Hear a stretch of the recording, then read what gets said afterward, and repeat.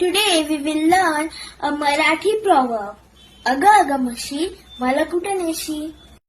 Oh my buffalo, where are you taking me? This Marathi proverb means one wants to do particular thing but pretending like he's being dragged into it.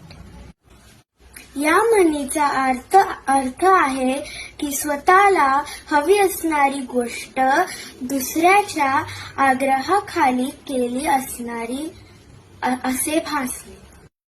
There is one Marathi song dedicated to this proverb. Listen. अग अग म्हशी तू मला कुठे नेशी, अग अग म्हशी तू मला कुठे नेशी, अशा लपड्यात उडी का तू घेतली.